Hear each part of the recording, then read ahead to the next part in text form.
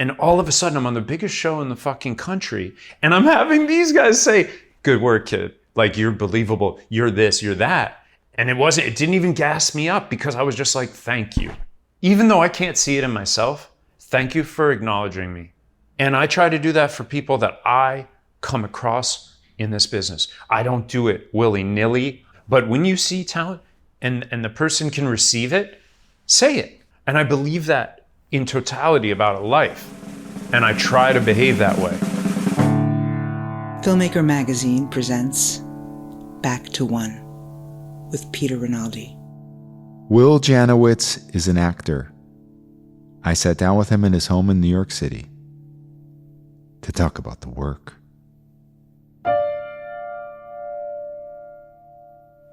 Is there a typical way that you like to begin your preparation process? You know, when you get a new role. That in and of itself it's a very big question. So I mean, I don't know if you want that on. Like, are you asking me on the record? Yes. Are we recording? Rolling. Yes. Slide right in. I see how you work. Well, I actually appreciate that. What just happened right there is actually a really nice entry point to work. So what you did right there is where I like to play as an actor. I like a little smoke and mirrors or whatever you want, deception. I feel like the roles and the work I appreciate most that I've done tends to have a spontaneity, tends to be a fear-based character, in the sense of, oh, I don't know what I'm about to do. I don't know where this is coming from. A lot of that is generated from self-generated characters and work I've done. The best time I've had, I'm working on a project now. I don't know how the hell it happened. I was doing a Sopranos autograph thing that somebody asked me to do. And it was part of a wrestling promoter. And he promotes old time wrestlers, and he promotes newer wrestlers, and he has his own New Jersey wrestling federation. And I've always wanted to be a heel. I've always wanted to play like a bad guy. And I said to him, I'll do your autograph thing under one condition. I think I saw this video. Yes. I should give you a clip of it. I'll send it. Please. And I said, I would love to be a heel in one of your promotions. He goes, done. Wow. So he stayed on me. I went and did his autograph thing. Yeah. It was very bizarre. It was in a mall in New Jersey. And he called me up, but he's one of these guys who Darren Aronofsky made The Wrestler in part about that world. Yeah. And about people who do this stuff because they love it, and because there's a modicum of hope that they will one day get to be in AEW or WWE or whatever. And for me, it's just like, I did it. So I show up, I went with two friends, and I said, we're going to film it. We're going to come up with a character that day. And it was such an amazing acting lesson. Now, we had no idea what I was going to do. I brought a suit, and me and my friends were joking, Ben and Alden, old time friends. We were like, well, what do I do? And we were like, you could be, you'll call yourself the accountant, and you're the accountant for all the wrestlers, and that's your shtick. And that was too heady. And what you realize about wrestling is it's always the like core archetypes that work the best. Yeah. They're playing on something. And he goes, we were like, no, Will, you're going to be the actor. Like, I'm a Hollywood guy, and I'm the id personified. And you go in there and you just rip these guys a new one, and that's your thing. And I didn't even have a wrestler at that point. I'm going to participate in some coming up, and I'm going to have my own wrestler who I can participate with. But it was, and they go, my friends go, because they're filmmakers also, and they go, don't blow your load too early. Like part of it is really owning just soaking it up. And I get out there and I'm just like at 100. And it was a real act. I mean, it was a real like, and it went well, but it was a real like, that was an interesting thing for me. Our character I love, but man, I went to 100 right away. Because it was just because you just got caught up in the energy? I got caught up in the energy. Yeah. I wanted to, because I didn't have a script, I went out there naked. And I've done that in improvs before. I tend to love meshing improv with structure. As you know, as I'm sure you know, with like, Upright Citizens Brigade or any of these teaching methodologies, like there is a structure and there's not a structure. You don't have a script, but you have a structure. Yeah. And, yes, and keep it going. And you'll always come back to that one thing that the audience participation. So like I can do that, but this was really just like, no, you don't know anything. And it was really nice to be in that place. Now, when I do have a more straightforward role where it's like a script, it puts me in more of a box. I can now play in that box. That took more learning than doing the crazy performative, experimental, whatever you want to call it. That acting in a box was very scary to me out of college. And I went to a school that I'm sure a couple of people you've interviewed have gone to called North Carolina School of the Arts. Yes. They had the sort of Juilliard methodology of tearing actors down. I just worked with Betsy Brown. And it was really comforting because she said, we went to the same school. And I said, where was that? And she said, North Carolina School of the Arts. I said, wow. And I said, how did you like it? And she went, it was not good for me. And it was not good for me either in one big regard, which is I don't do well with being torn down. That is not, it's not, I don't like it. It's not the human in me does not understand why that works, why that will work. I understand sort of finding neutral, but being ripped apart or whatever. And then you come in and they go, you're the best in the class. And then second year, you're not. It's these head games. And Betsy, I think, experienced similar things. We didn't get that granular about it, but I thought it's refreshing when I hear that. I don't begrudge people who like it. Yeah. But it wasn't a process that I found useful. Yeah. And I came out of that school terrified.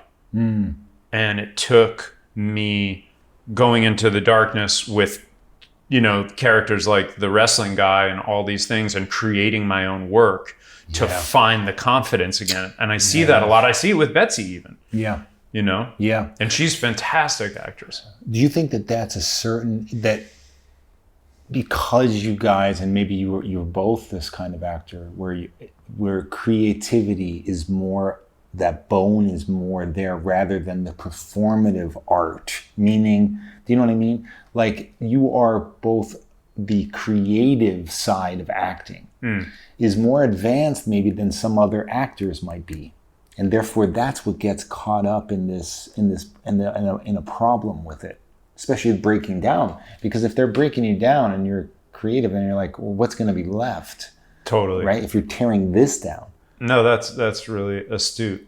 Right. It's like you're taking a part of me away that I just like, why? That's who I am. I need that. No, 100%. I think that's really well said. Luckily, when I got out, I didn't stop doing weird shit. My friend John Davidson, I was in George Washington. That was the first movie I ever did. I got a phone call from John Davidson, who lived in Harlem.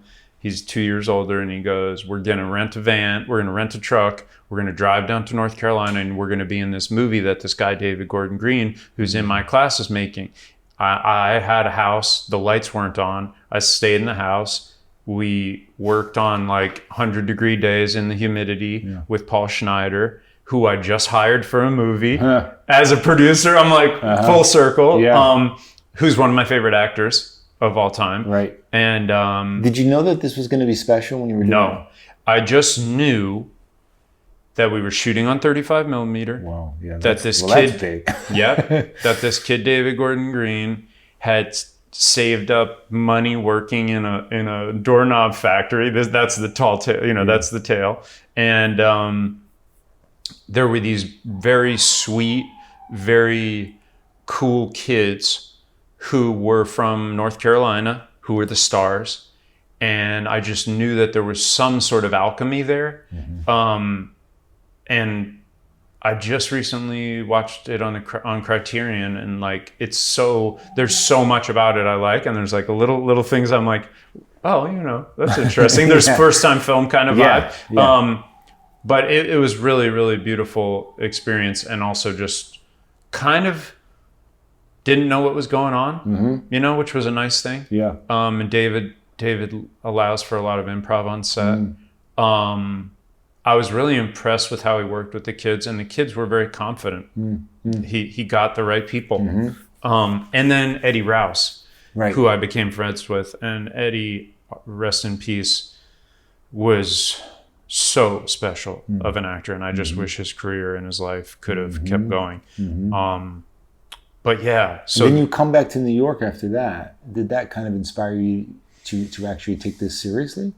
I'll tell you a funny story. So I always needed a little help in school. I always needed a little ass kick in the butt. I had ADHD, adjacent stuff. I had learning disabilities. My parents were very academic and successful, and so was my sister. And so I didn't fit in that box.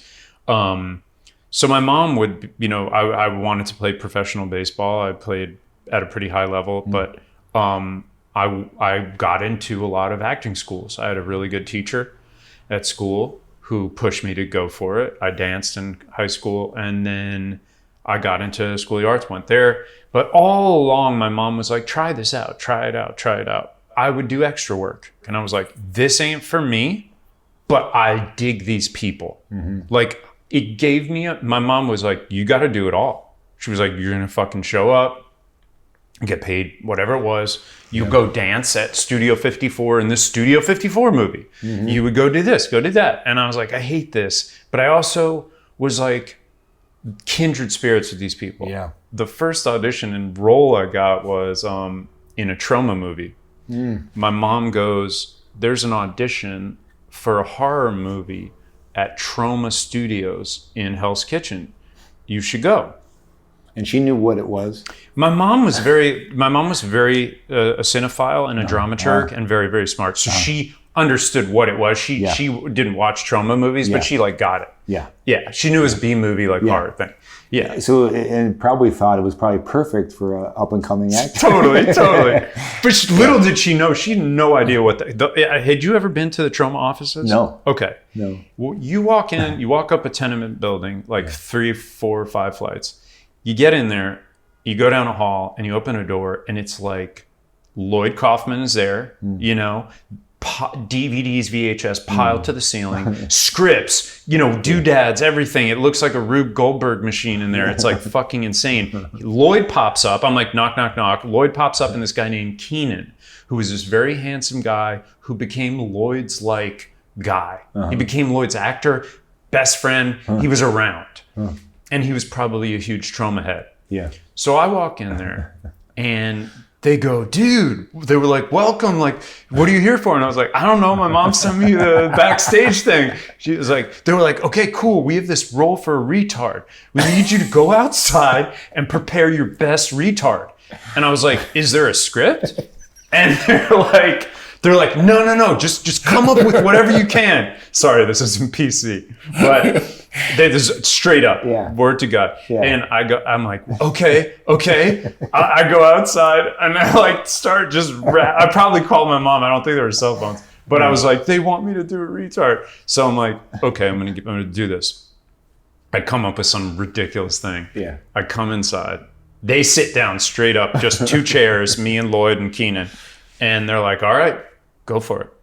And I do a disabled person impression. Yeah. And I really was committed. Yeah. And they were like, awesome. Thank you so much. 2 weeks go by. My mom gets a phone call. I come home from school or something. She's like, you're not going to believe it. You got that job. They said it was the best retard they'd ever seen.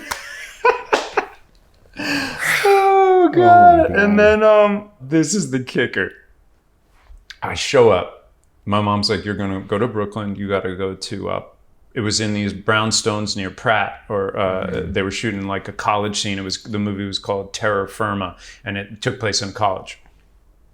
So I show up, and cameras, 35 millimeter, 60 millimeter. I'm like, extras. I'm like, this. I'm an actor, and I show up, and I'm like, hi, I'm Will. I'm playing one of the retards, and they were like, there are no retards.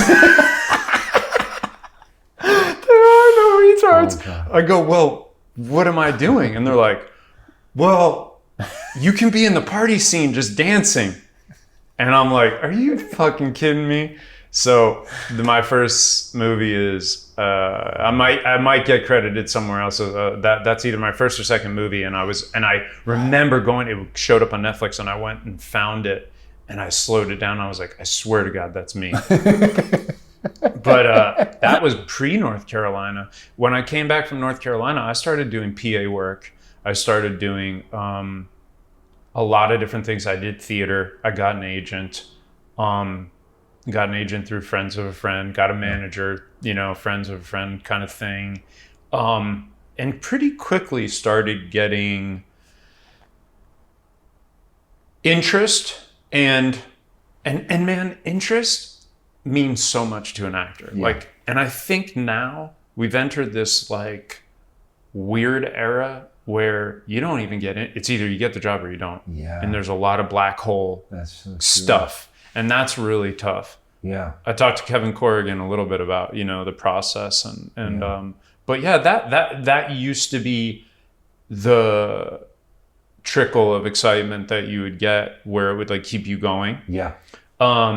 And I got a lot of that. And then I started getting roles. And it's funny, I used to compete against a bevy of actors in my age group who have gone on to be really successful. Mm-hmm. And it was like me, it was Michael Zegan, mm-hmm. it was Vincent Piazza, mm-hmm. it was my friend M2 Gant, who was just more my age. Eben Moss-Bacharach, those were the people like that. Oh, and then Kel O'Neill. Mm-hmm. Do you know Kel O'Neill? Yeah. Do you remember where I met you? Of course. And I'm talking about... You knew it, but you remembered more than me because I didn't remember us meeting. I just remembered when you came up to me and told me. Yes. And I was like, oh, of course. I met you in the park next to the... It was in the 50s. That's right. It was like Hell's Kitchen-ish. That's right. Yeah. 50th Street. Where there are those movie theaters. Plays. That's right. They're plays now. Yeah. It used to be a movie theater. Yeah. So I came up to you because I recognized you, but not from Sopranos. I recognized you from a commercial. Oh, funny. You thought I was coming. I said, "Hey, man, I recognize you," and you said immediately. You said. You might have said Finn or Sopranos. I said no. And it's weird because I was a Sopranos fan. Maybe I didn't know that and I was watching them every week when it was on. I did a lot of commercials. But do you know where? At this time, and you actually, I remember what your answer was when I told you what the commercial was. What was it? You were with a friend, and you both laughed. You said, "Oh yeah, that one's getting me a lot of money at the moment." It was something. Dentine or something? Something. Am I kissing a girl in it? Love commercial. Yeah. Yeah, Dentine. Okay. Yeah. that was a big one. Yeah. So, but anyway, but I want to talk about this idea that. So you were saying that you were getting a lot of commercials at this time. It was that just something that once you're in the loop of that, you kept going out and people are like, okay, he's been in this, so let's keep going. So I think the commercial thing, it was never a curse. It was more of a blessing because it got me through so many periods. Yeah. But yeah, it came frequently. And I don't know why, but people liked my look for shit, and I was not very discerning about I was like, I'll take it because it was money. Yeah. And Did you figure out something with auditioning though at this time? you mean in terms of going back to kind of, do you know what it was? You don't have to be as precious. There was less, Yeah, I know what you mean. it wasn't as precious. People, the tendency with auditions too is, A.V. Kaufman sort of demystifies the process. I think sometimes, because she's just like, just do you. Like, say the line, do you, you know. But a lot of the time, if you don't get a preamble, you don't know what people are anticipating or expecting. There's so much you could do. Like, an interpretation could be anything. Mm-hmm. It could be so varying, you know? Yeah. And commercials, it takes that scope out of it. Mm-hmm. It's just like, you know what? Here's a script. Go in there and say the words. Mm-hmm. It's about your look. And you know what? You're going to show, if you're an actor, you're going to come up with something that works. Yeah. But when you get into, like, somebody just told me an anecdote recently, or not an anecdote, a story about, I forget who it was, but something about basically that they thought that they were going to get an audition for the Joker, to play the Joker. Do you know what I mean? and they were excited, but they were like, why am I getting to audition for the Joker? Yeah. But by the way, back in the day, Yeah. it's not unheard of that Right. an actor like myself, Right. you, Right. whomever, would audition for the Joker. Right. Now, are the studios going out there trying to get Joaquin Phoenix and whoever the fuck Yeah, else? yeah. Yes. Yeah. But it wasn't out of the realm of possibility that you would audition. Yeah. So this person, whoever it was, I'm forgetting, said, I'm going to get to audition for the Joker. But imagine what preparing for a Joker audition would do to an actor. Right. Right. Now, Joaquin, he has the rarefied place where Joaquin gets to go. Somebody calls him and goes, "Hey, Joaquin, it's your agent at WME. Yeah. We're getting word they're going to do the Joker, but it's going to be different. Yeah. It's going to be a psychological tale of this guy. It's going to be his story, the genesis, and it's going to be dark and gritty." And he starts going, "Let me think about it." Mm-hmm. And he gets to be in a place, we were talking earlier about agency. He has agency. Mm-hmm. He has all the agency. He has power.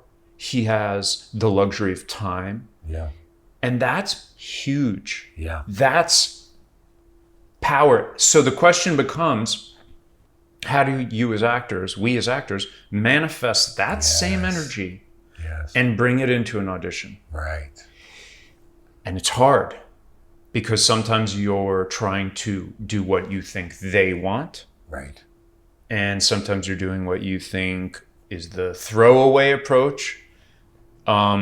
So kind of bringing all of this at 8 a.m. when they want it by noon. right. Right. And there's 9 pages. Yeah. Which, by the way, it is fascinating because I see people on Instagram and social media always being like, there people have revolted. SAG has made, stipulations about no 12-page auditions, blah, blah, blah, blah, blah. And I'm totally on board with it because, number one, I think if you send somebody 3 pages, you're going to get the same thing. You're going to get the same quality as you would with 9. Yes. It helps the actor. It puts them in a better place. It prepares them a little bit more. Yeah. And then if you want to see more, send them 2 more pages. Yeah, they'd be happy to do that, but right? don't do this, putting people through the ringer thing. It's just tiring. Yeah. Yeah. And it doesn't beget the best performances. I don't really understand what they're thinking when they do it. Yeah. Yeah. And when you obviously we're coming up here in the early 2000s, mid 2000s, there was just this weird thing on the horizon of this self-tape thing, but it wasn't happening yet. And now it's just self-tape. I mean, yeah. How did you take that transition? I mean, somebody who's creative like you're already doing your own thing, you're doing your own videos all the time. I like doing self-tapes, but you lose the alchemy of being in the room. Yeah. You lose the direction. Yeah. If you're fortunate enough to have a good casting director, I think most casting directors I've come across tend to be pretty good. And that's unfortunate, and I'm sure casting directors feel similarly. It's a bummer. I also think it takes away the casting director's power, Yeah. I think, and it takes away the actor's ability to get the job. I think there's probably a gray area. I've always thought about this. For instance, I produced a film that I'm not going to name because I just don't want to, but hopefully it's great, and it has some big actors in it, and I learned a lot being on the other side about financiers' expectations, about the casting director's expectations. I witnessed a casting director, and this is a good story, I think, for actors, push back when names were being thrown around, bigger names, for smaller roles. And this person said respectfully, on a call with a bunch of people, said respectfully, I have people auditioning for this who need to make healthcare, who are very, very talented. I ask of you that you give them true consideration. I want this person's name afterwards. Yeah. That's amazing. And then I'll say, it's giving me goosebumps right now. The other thing that I witnessed, which I think was really, really, really beautiful, hard for me to take, and because I want to put friends in things. I always think about putting friends in things when they're right, when it's going to be fun, when it's going to be a good match. I witnessed, and I think movies, good films, great films, have people you've never fucking seen. Yes. And you leave the theater and you go, wow. Yeah. Who was that? Yeah. Who was that? That's why I got into this. I didn't go to, watching Tom Cruise, they're anomalies. They're freaks. Yeah. But you go to movies sometimes, you see a foreign film, you see Roman Duris for the first time. No one who knew who the fuck he was. Right. People still don't in America. Right. But you watch him in The Beat That Skipped My Heart, and you're like, whoa. Right. So. Also, somebody went to see Risky Business. And who the fuck was he? And like, oh wow, this kid is 100%. Fucking great. Yeah. So I was watching auditions for this same film, and it was a particular character of a project that we worked on for a long time. And it was a particular character that was one scene, but it's a very beautiful, touching, unique scene that a lot of character actors would be good for. It's also the kind of scene that could wind up on the cutting room floor. But let's put that aside for a second. I watched a guy whose name is escaping me. I wish I knew. I watched his tape. I watched a lot of other people's tapes. I thought about the names that we were considering. And I watched this guy, and he was a Canadian Brit. He was part Canadian, part from UK. He gives his performance in this audition, and I was just like, that's who we should hire. It gave me chills. He embodied the aura and the character that was on the page so much. And you could tell that this guy could do this in his fucking sleep. It's just what he does. He's an actor. Yeah. And I love when you meet those people. And I love when you see their work. And I love when they turn it on. Yeah. And part of me was pissed that we didn't hire him because I think he would have done great, number one. Number two, what I realized was that guy, I don't need to feel bad for that guy. That guy, I was telling the story to somebody else and they go, what do you do with that? Like, you're that person and that's what you do. That's our craft. We don't get to do, back in the day, you would tell stories by a campfire. You would inspire children to, whatever the fuck acting can be Yeah. in its various permutations. Like, this guy does that, and then he does it again, and then he does it. We do it again and Yeah. again and again, and we don't get anything out of it. Yeah. So, but he touched me, and I'm sure that guy's going to go off and do a bunch of other shit. Mm-hmm. But it was a moment where I was like, Yeah. because I relate. Yeah. I hope that somebody said that about me and about my friends and about the people that we all, that we respect. And I think it's important to say, if you can, why he wasn't hired. Because sometimes the people that give the producer the chills don't get hired. It's true. I've learned, yeah. Well, And if it was up to me, he would have been. Okay. He would, So, 100%. But that's really important for people to hear. That guy gave the best performance and he's not hired. And so everybody can go to sleep tonight hearing that and be like, relax. There's so many other things that are at play. I would say the person who was hired is somebody that a lot of us who listen to this podcast would know and recognize, Yeah. who has done good work. And that's a reason. It is a reason. And that's the reality, okay? Anybody who wants to cry about this, because the one guy, doesn't get hired over another. 100%. It's insane to cry about that. It is. Because there's too many factors.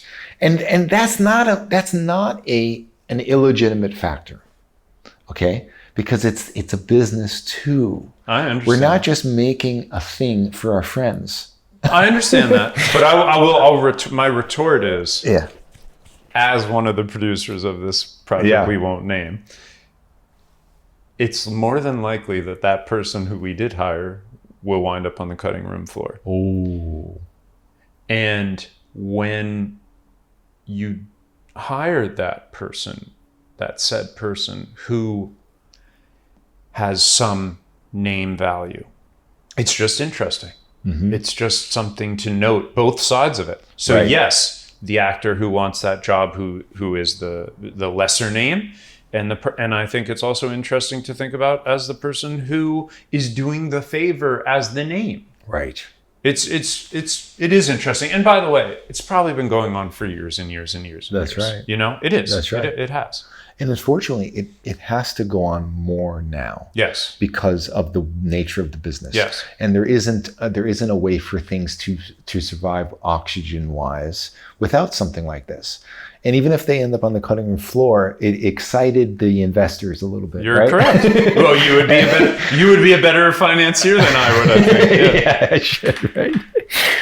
Being on the other side like that, does this make, when you go back and you make yourself dip again,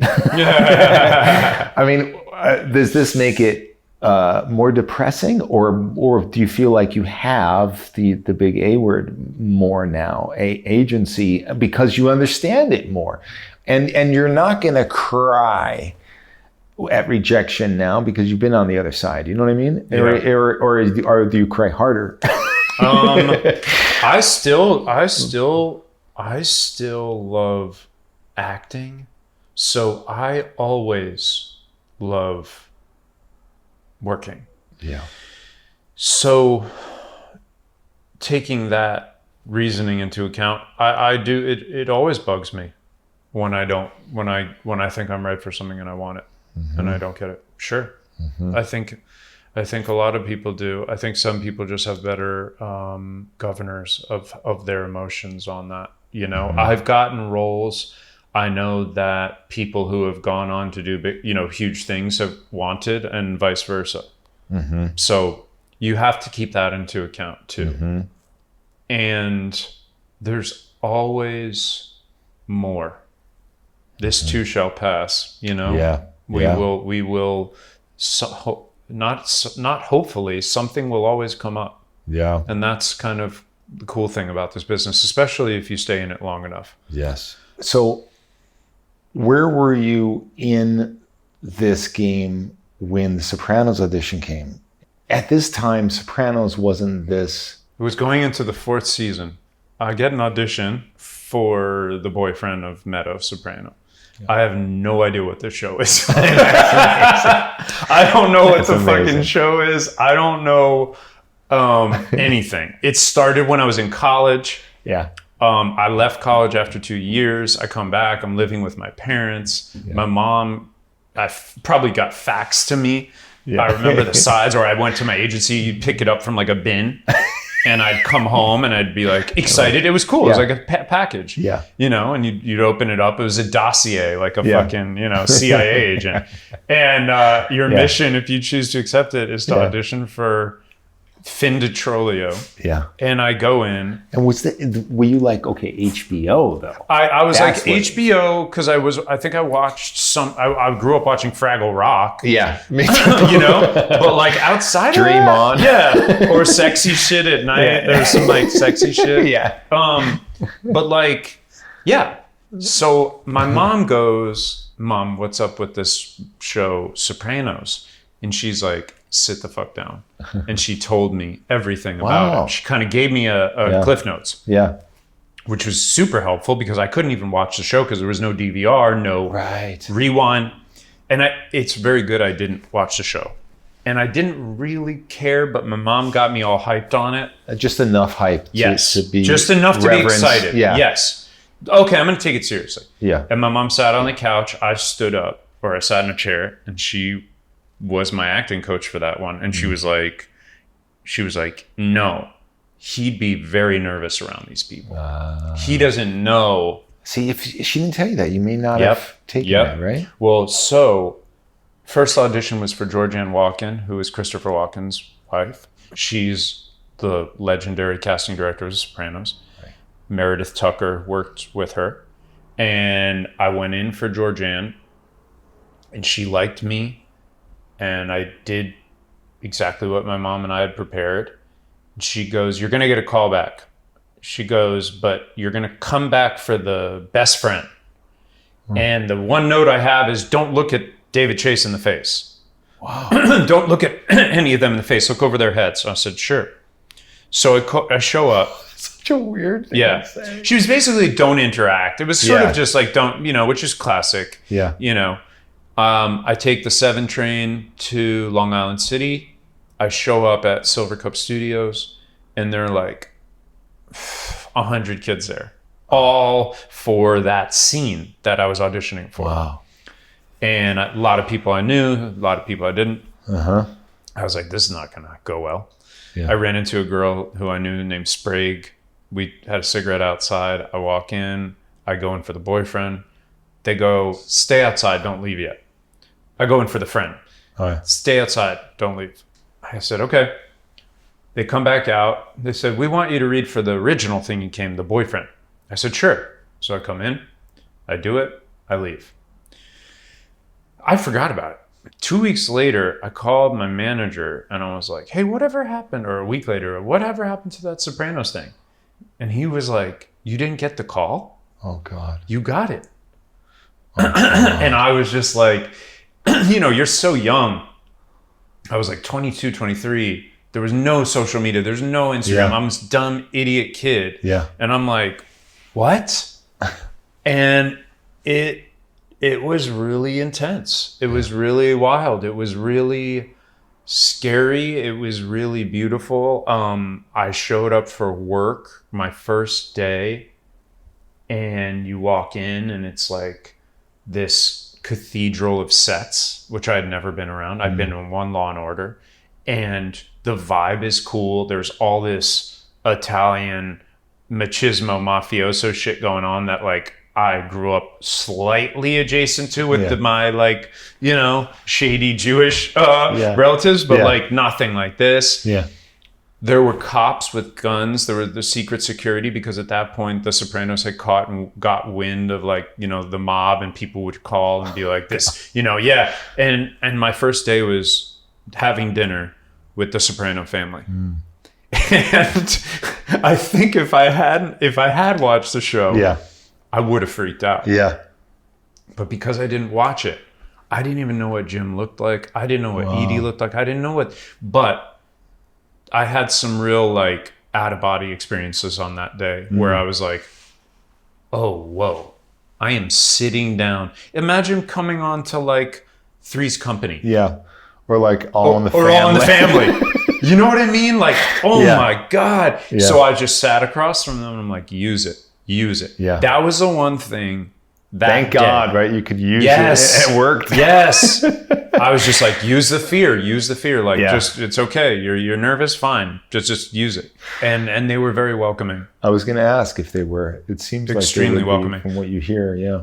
One of my good friends, Evan, though, played the friend. Ah. And Evan kept fucking up his like one line, and Jim had to leave for the day. Oh God. But he stayed. Jim just stayed until Evan got it right. I mean, that's that's actor 101 stuff. Yeah. And that's how those guys were the entire. I never saw any bad behavior. I think that show spoiled me because it had everyone. It was a love affair. Everyone loved each other. Mm-hmm. And everything has been downhill in terms of just like sets I've worked on from there. Yeah. And that's a bummer, Yeah. But then you do an independent film or something, and you're like, oh, this is why I do this. So it kind of had that big small thing. Mm-hmm. When you were you getting a handle on your craft at this point? Were you just That's a really good making question. your way through things? Honestly, I don't think I learned to apply my craft until years later.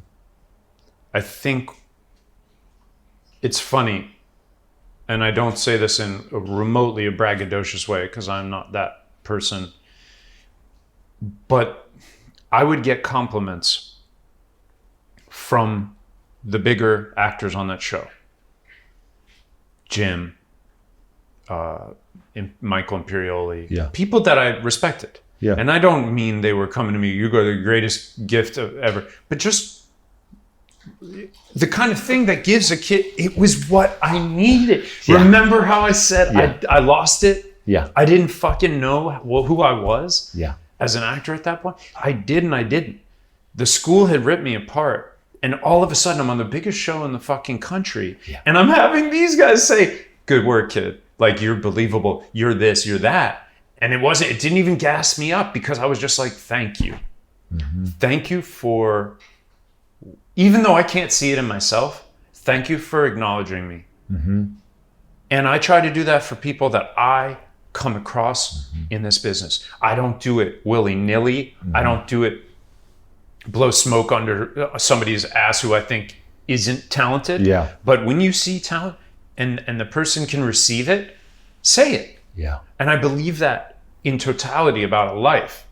And I try to behave that way accordingly. So I would say to answer your question, though, I was beginning to heal. But it wasn't until years later where the confidence of the craft came into play. Now, when I walk into something, I have more confidence. I have a craft. I have it. And by the way, I don't always think every role is for me. I don't like every role that comes across. Yeah. But when I do, I'm like, I want this. I'm good. I'm fucking good for it. Yeah. And I'm gonna kick ass. Yeah. That's a nice feeling. But I think that's also part of the craft. I think the first movie or project that I felt, you use the word agency. There's a really great book, screenwriting book. Is it Joe Gallo? Called Screenwriter's Compass, Character is True North. Yes. Have you read it? Yeah, I haven't, but I know it's of it, amazing. And he sort of re-examines Plato and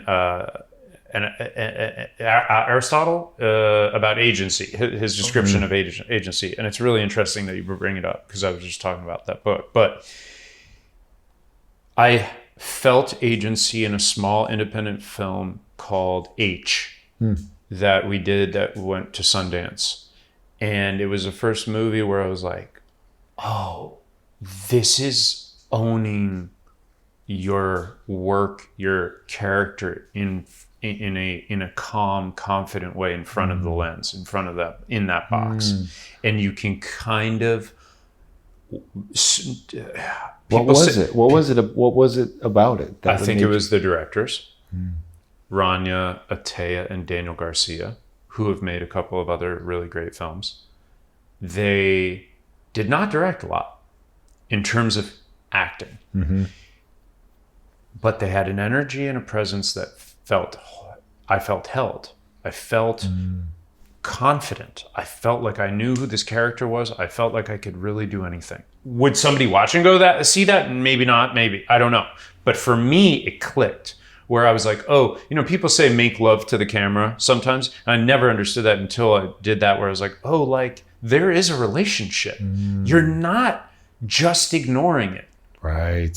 Sometimes, sure, you're unaware that it's there because you're in the present, but you're aware. Yeah.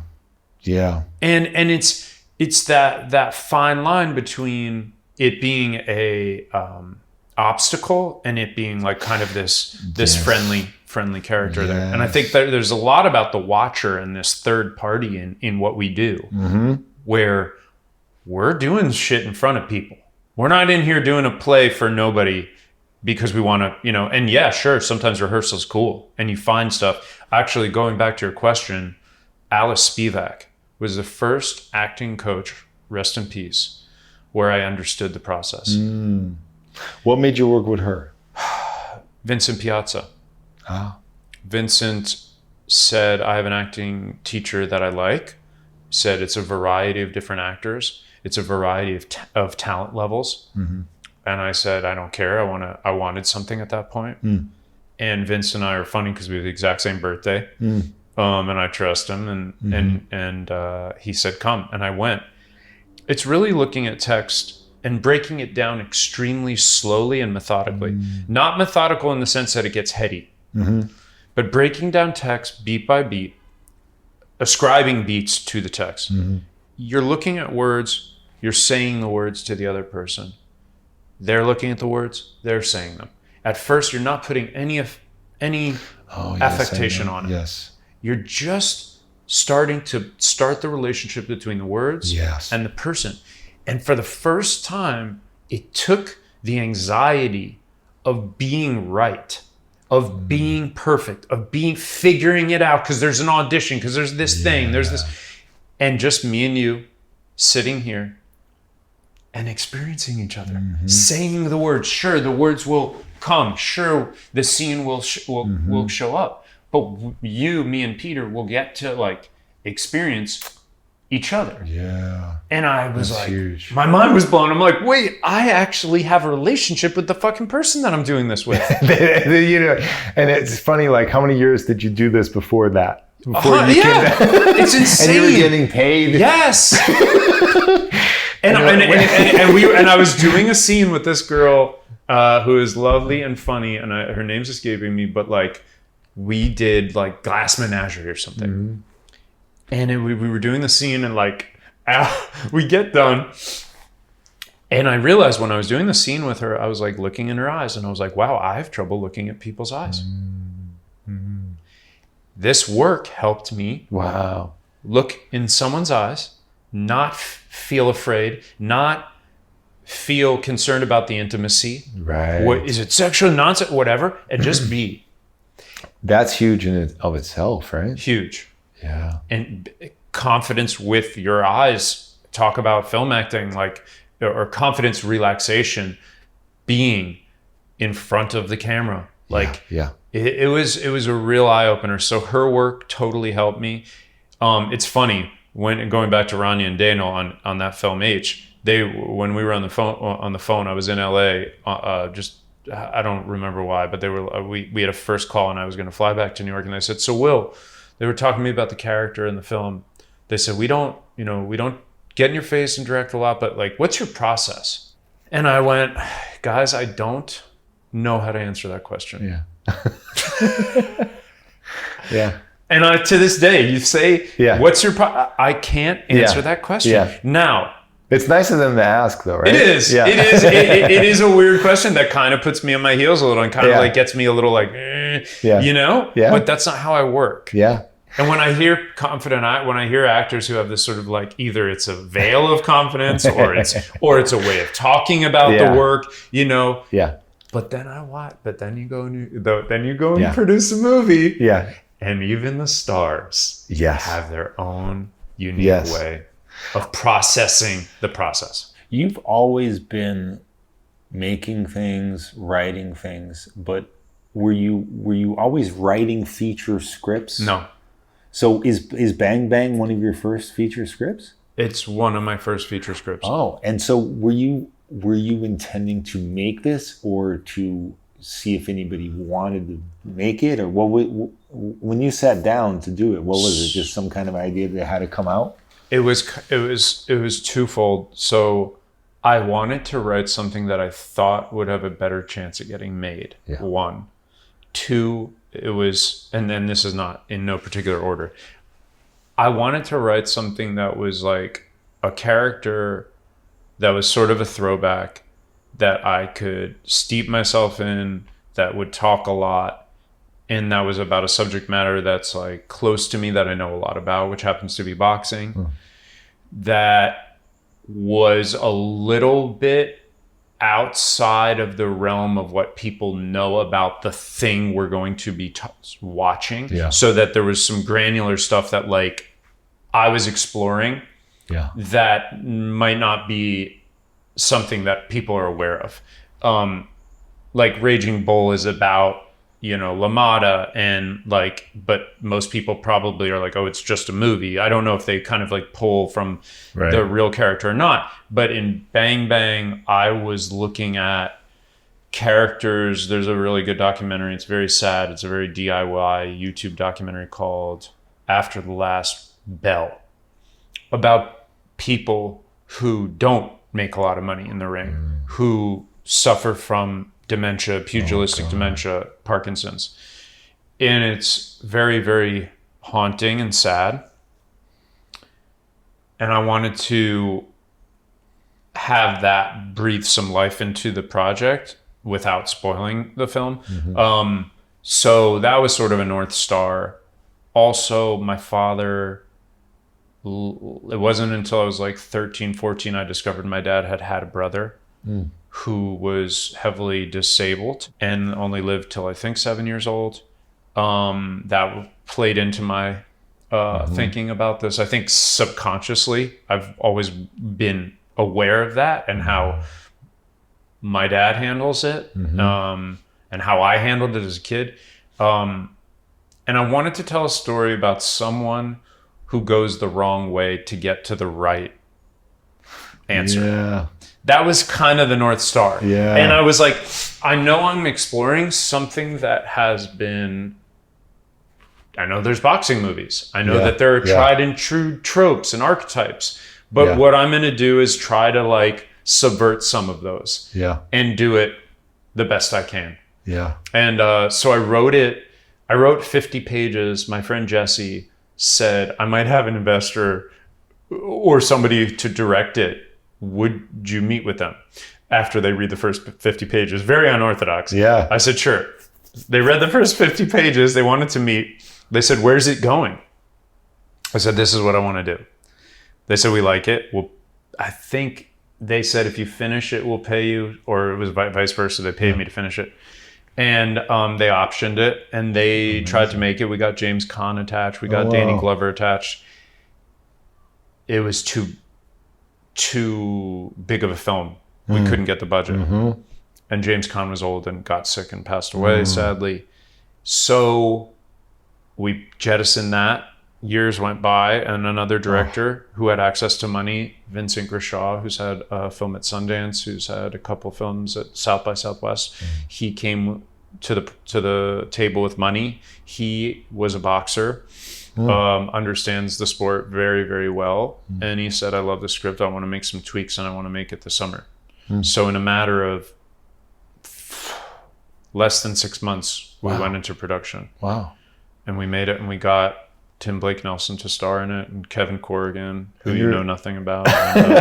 And you were probably ecstatic that somebody on the caliber of Tim Blake Nelson was taking on this role. I was very happy that it was Tim. There was other names bandied around that I was not so happy about. I was like, no, because they're like, well, we're gonna have to get somebody, and I was like, well, I don't want them.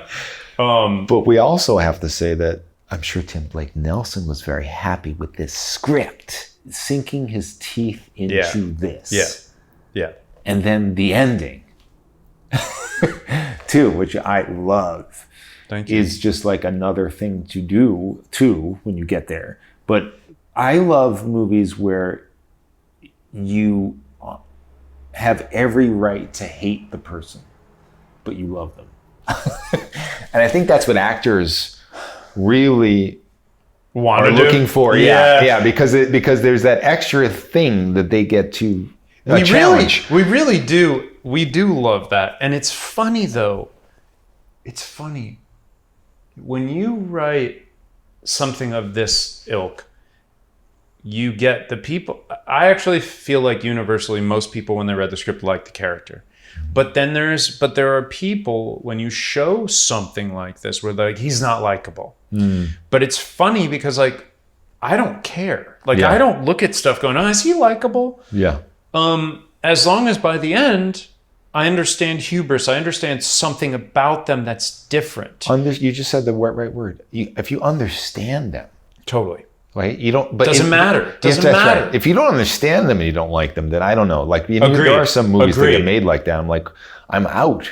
100%. You know, you have to at least understand them. 100%. You know, it's really interesting, especially in this market too, just to see what people's appetite is and like what people can handle and not handle. Luckily, I think we still have cool filmmakers who want to do edgy stuff and different stuff. Not that even Bang Bang is that edgy, but yeah, you're right. Like, I love playing characters that are misunderstood or bad. Yeah. It really is one of the most fun parts about doing it. Yeah. Yeah.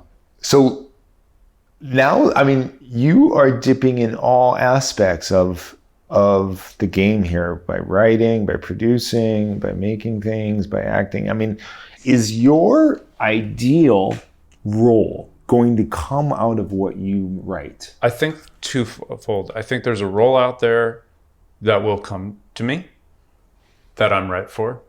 And I think that there's a role, as you said, that will come out of I just wrote wrote an outline for a film for The Wrestler that I want to do, that I feel like is sort of like a North Star for me, that I'm excited about. So yeah, I kind of hope it's both. I think it will be. Will Janowitz, thank you so much. Thank you so much. Back to One is a production of Filmmaker Magazine, which is a publication of The Gotham. Listen to back episodes of this podcast at filmmakermagazine.com or wherever you get your podcasts.